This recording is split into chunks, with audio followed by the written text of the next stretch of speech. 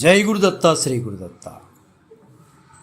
ఒకరోజు ఒక పెద్ద ఆయన తెల్లటి పంచె కట్టుకుని భుజాల మీద శాల్వా కప్పుకుని చేతులు భగవద్గీతను తీసుకుని చెన్నై సముద్ర ఒడ్డున కూర్చుని భగవద్గీత పారాయణం చేస్తున్నారు.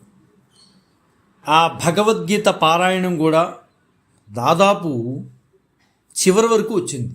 పారాయణ అయిపోవటానికి చివరి వరకు వచ్చింది.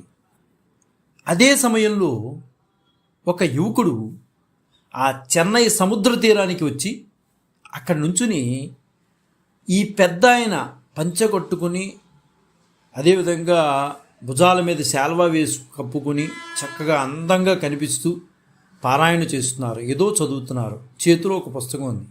చూసి ఏమిటా అని ఆశ్చర్యపోయి ఆ యువకుడు ఆయన దగ్గరికి వెళ్ళాడు. ఆయన దగ్గరికి వెళ్ళి, అయ్యా మీరు ఏం చేస్తున్నారు అని అడిగాడు. ఆయన చివరిలో ఉన్నారు. మాట్లాడకుండా ఆ పుస్తకాన్ని ఇలా తిప్పి ఆ అబ్బాయికి చూపించారు. ఇలా అన్నారు. ఆ పుస్తకం వైపు చూపించి నేను చదువుతున్నాను, పారాయణ చేస్తున్నానన్న అర్థం వచ్చే విధంగా అబ్బాయికి సైగలతో చెప్పారు. అదే సమయంలో ఆ యువకుడికి వెంటనే మండుకొచ్చింది. ఇంకా మీరు మారరా? ఎన్ని యుగాలైనా ఎన్ని సంవత్సరాలైనా అంతేనా? మీరు పాత చింతకాయ పచ్చళ్ళలాగా ఇలాంటి పుస్తకాలనే చదువుతారు. ఇది నవీన యుగం అండి. ఏంటండి మీరు ఇంకా పాత చింతకాయ పుస్తకాలేనా? ఎన్నాళ్ళైనా రామాయణం, భాగవతం, భారతం ఇవేనా చదివేది? ఇది నవీన యుగం అండి. మనం చంద్రుడి మీద కూడా వెళ్ళాం. మీకేం తెలీదా? మీరేం చదవట్లేదా పేపర్లు? ఇంకా మీలాంటి వారి వల్లే ఈ రామాయణం, మహాభారతం పుస్తకాలు బయట ఇంకా వస్తున్నాయి. ఎందుకండి చదువుతారు వీటి వల్ల మీకు ఏంటి ఉపయోగం? ఇంకా మనం నవీన యుగంలోకి వచ్చాం కదా. మీరు పేపర్లు ఏం చూడట్లేదు అనుకుంటా. బహుశా మీరేం చదువు రాని వాళ్ళే ఏమిటి చదువుతున్నారు కదా చక్కగా అన్నీ. ఇదేంటండి, చంద్రుడి మీద కూడా మనం వెళ్తున్నప్పుడు ఇంకా రామాయణ మహాభారతాలు చదవాలా? ఏంటండి ఇది అన్న. ఆ పెద్ద మనిషి ఆ భగవద్గీత పారాయణం ముగించుకుని వెంటనే ఆయన నవ్వుతూ, ఆ పెద్ద మనిషి కోపం ఎక్కడా కూడా, చూసారా భగవద్గీత చదువుతున్నారు ఆయన. గీత చదువుతున్నారంటే గీతలో ఉన్న విషయాలు అన్వయించుకునేటట్టు ఉండాలి. ఎక్కడా కోపం తెచ్చుకోలేదు ఆయన. ఆ యువకుడు వెంటనే ఆ పెద్ద మనిషి నవ్వి ఆ యువకుడితో ఇలా అడిగారు, బాబు నువ్వు ఈ భగవద్గీత గురించి నీకేమన్నా తెలుసా అనండి. అప్పుడు ఆ యువకుడు దానికి సమాధానం చెప్పలా. ఏంటండి మళ్ళీ భగవద్గీత అంటారు, నేను ఎప్పుడూ ఆ పుస్తకమే ముట్టుకోవాలా? ఏంటండి ఇది నేను ఇలా చెప్పుకుంటూ పోతున్నాడు అనమాట. నేను ఇలాంటివి అయితే లైక్ చేయను అని చెప్తున్నాడు. అయితే వెంటనే అన్నాడు, ఏం జరుగుతుంది సార్? ఇది ఏమైనా చదివితే ఏమైనా వస్తుందా? నాకేమైనా ఉద్యోగం తీసుకొచ్చి పెడుతుందా? ఎందుకు సార్ ఇవి భగవద్గీతలు, రామాయణాలు, భాగవతాలు నేను ఎందులో చేస్తున్నాను తెలుసా మీకు? నేను విక్రమ్ సారాభాయ్ ఇన్స్టిట్యూట్లో పరిశోధకుడిగా చేస్తున్నాను. గుర్తుపెట్టుకోండి. మీరు నా దగ్గర ఇలాంటివి ఏం చెప్పకండి. నేను ఒక శాస్త్రవేత్తను. నాకు ఈ భగవద్గీత అంశం ఉపయోగం లేనిది అని ఖచ్చితంగా చెప్పేశాడు ఆ పెద్ద ఆయనకి. అయినా ఆ పెద్ద ఆయనలో కోపం రాలా. ఆ పెద్ద మనిషి ఆ యువకుడి మాటలకు నవ్వుకుంటూ ఇలా వెనక్కి తిరిగేటప్పటికి అక్కడ 2 పెద్ద కార్లు వచ్చి అలాగే ఆ ఒక కారులోంచి బ్లాక్ కమాండర్స్ దిగారు. 2వ కారులోంచి ఎస్కార్ట్ దిగి గబగబా వచ్చి ఆ 2 కారు యొక్క డోర్ తీసి వినయంగా ఆ పెద్ద ఆయనకి సెల్యూట్ చేసి నుంచున్నారు. భగవద్గీత పారాయణం చేస్తున్న పెద్ద మనిషి ఆ భగవద్గీతను కళ్ళకద్దుకుని మెల్లగా వెళ్ళి కారులో కూర్చున్నారు. అప్పుడు ఆ యువకుడికి విస్మయం చెందాడు.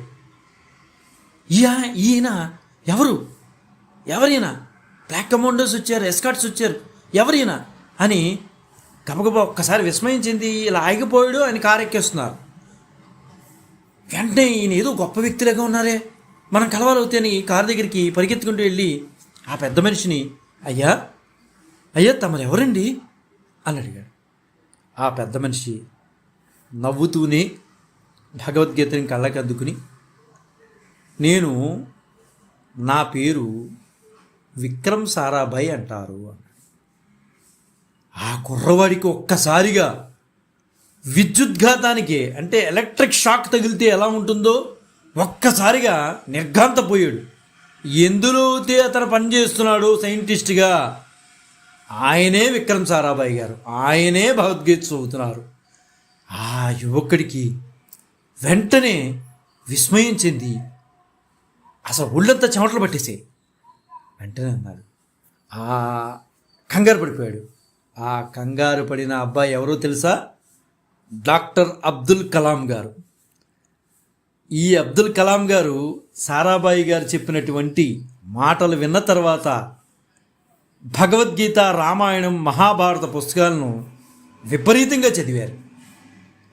అంత మహానుభావుడు విక్రమ్ సారాభాయి గారే చదివినప్పుడు నేను చేయలేనా, ఏదో ఉంటే కానీ మహానుభావుడు ఇది చేయలేడు అనే ఉద్దేశంతో అన్ని పుస్తకాలని, గ్రంథాలని దగ్గర పెట్టుకుని రామాయణం, మహాభారతం ఇవన్నిటినీ కూడా చదవడం ప్రారంభించాడు. దాని ఫలితంగా ఆయన వాటి సారాంశం గ్రహించిన తర్వాత నేను ఎప్పుడూ కూడా మాంసాహారం ముట్టను అని ఆయన అర్థం చేసుకున్నారు. ఇదంతా కూడా ఎక్కడుంది అంటే కలాం గారు తమ ఆత్మకథలో రాసుకున్నారు. ఇది ఇలా జరిగింది అనే విషయాన్ని కలాం గారు తన ఆత్మకథలో రాసుకున్నారు. అంతేకాకుండా ఆయన కొన్ని సందర్భాల్లో మాట్లాడుతూ రామాయణం, మహాభారతం, భాగవతం, భగవద్గీత ఇవన్నీ కూడా పురాణాలు అయితే కాదు, శాస్త్రాలు. అంతేకోకుండా మన దగ్గర పుట్టడం, నిజంగా మన దగ్గర పుట్టడం, ఈ భూమి మీద పుట్టడం భారతీయులు చేసుకున్నటువంటి చాలా గొప్ప గొప్ప చాలా గర్వకారణం కూడా అని ఆయన చాలా స్పీచెస్లో ఆయన చెప్పడం జరిగింది. నిజానికి ఇవి మన వారసత్వం అనే చెప్పుకోవాలి అని అబ్దుల్ కలాం గారు చెప్పారు. అటువంటి వారసత్వాన్ని మన పిల్లలకు కూడా రుచి చూపిద్దాం, వారు కూడా వీటిని అందుకునే విధంగా మనం తీసుకొద్దాం. భావి భారత పౌరులకి భారతం, రామాయణం, భాగవతం ఇలాంటి విషయాలను మనం తెలుపుదాం. మన వారసత్వాన్ని మనం కాపాడుకున్నాం. జై గురుదత్త, శ్రీ గురుదత్త, శ్రీపాద శ్రీవల్లభ చరణదాసుడు, మానికొండ రాజశేఖర శర్మ.